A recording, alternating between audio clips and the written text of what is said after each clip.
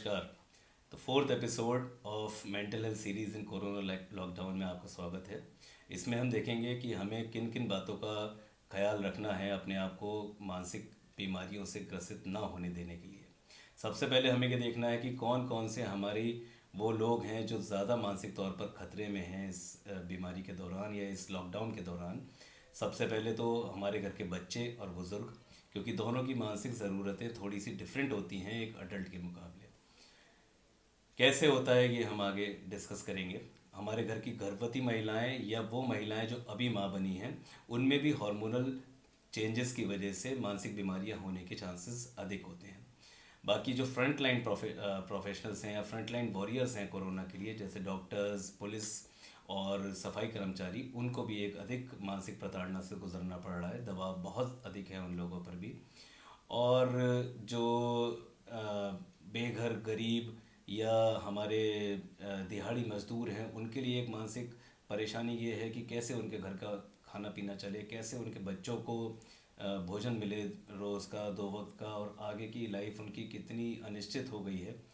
जो मरीज़ बहुत लंबी बीमारियों के हैं हमारे घरों में, जैसे कि किडनी की बीमारी या गठिया का रोग या हार्ट की बीमारी या शुगर की बीमारी, उनके लिए भी एक अधिक प्रताड़ना है ये मानसिक तौर पर। और जो लोग पहले से किसी मानसिक बीमारी से ग्रसित थे या जो पहले से किसी और मानसिक बीमारी की दवा खा रहे थे, उनके लिए भी एक दिक्कत की बात है। सबसे पहले मैं आप लोगों से साफ तौर पर मना करना चाहता हूं कि आप न्यूज़ बहुत ज़्यादा ना देखें। केवल उतनी ही जानकारी कोरोना के बारे में जुटाएं जितने की बहुत ज़रूरी है।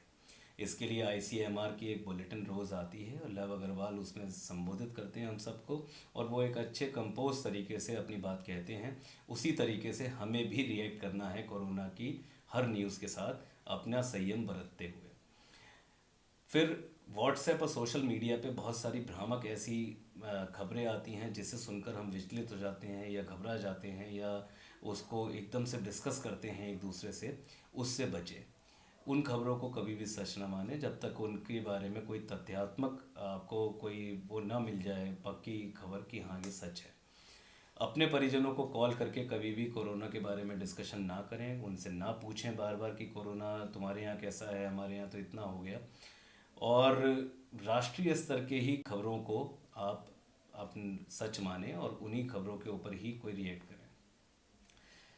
सबसे और घर में बिल्कुल अलग थलग ना बैठें, सबके साथ मिलते जुलते रहें। दिन में ना लेटें कि भाई मैं खाली हूँ क्या करूँ लेट जाऊँ। आधा घंटा खाना खाने के बाद जैसा कि पहले रूटीन था या जैसा कि एक सही रूटीन होना चाहिए, खाना खाने के बाद आधे घंटे रेस्ट करने के अलावा आप दिन में बार बार ना लेटें, अपने बेडरूम में बार बार ना जाएं। उस लिविंग रूम में रहें जहां सब लोग हैं, सबसे टच में रहें, सबसे मिलते जुलते रहें, फैमिली गेम्स खेलें, एक दूसरे के साथ समय बिताएं। ये एक सुनहरा अवसर है हम लोगों के लिए कि हम अपने परिवारजनों के साथ समय बिता सकते हैं, जो कि अब तक हम नहीं कर पा रहे थे। और बाकी सुबह उठ के एक नियम से अपनी दिनचर्या बिताना बहुत ज़रूरी है। कहीं खालीपन में ऐसा ना हो जाए कि जब जो चाहा कर लिया। सुबह को उठना, समय पर एक्सरसाइज करना, योगा करना और समय पर खाना पीना। अगर जो लोग वर्क फ्रॉम होम कर रहे हैं उन लोगों के लिए ज़रूरी है कि वो अपना काम भी एक नियमित तौर पर एक निश्चित समय तक करें। ऐसा नहीं कि वो कभी भी कॉल्स को रिप्लाई करें, तो उनके लिए और ज़्यादा मुश्किल हो जाएगा, क्योंकि घर वालों की शिकायतें भी उनके लिए डेवलप होने लगेंगी। और अपने शौक़ जो भी हैं आपके, उन सबको आप दोबारा से जागृत करें। किसी को पेंटिंग, कुकिंग, गार्डनिंग और कोई भी आपका सिंगिंग, डांस, ये शौक़ करने के लिए हमारे पास अब एक बहुत अच्छा समय मिला है। जो हम हमेशा कहते थे कि हमें खाली समय नहीं मिल पाता है, आज खाली समय की बहुतायत है और उस समय को कैसे इस्तेमाल करना है ये हमें सोचना पड़ रहा है।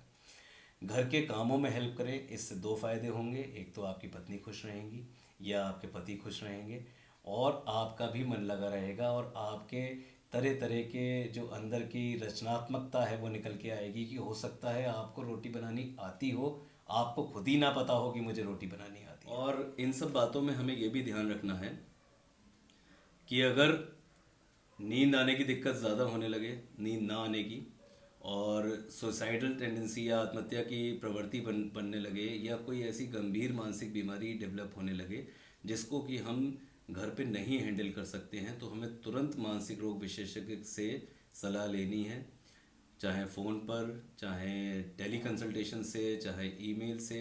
लेकिन उस समय हम इंतज़ार नहीं कर सकते कि उस मर्ज़ को और बढ़ने दिया जाए। और इसी के साथ मैं आपसे धन्यवाद कहना चाहता हूँ, और एपिसोड 5 में हम आगे कोरोना के कुछ पॉजिटिव एस्पेक्ट्स और फ्रंट लाइन प्रोफेशनल्स की मेंटल हेल्थ के लिए दोबारा हाजिर होंगे। Thank you.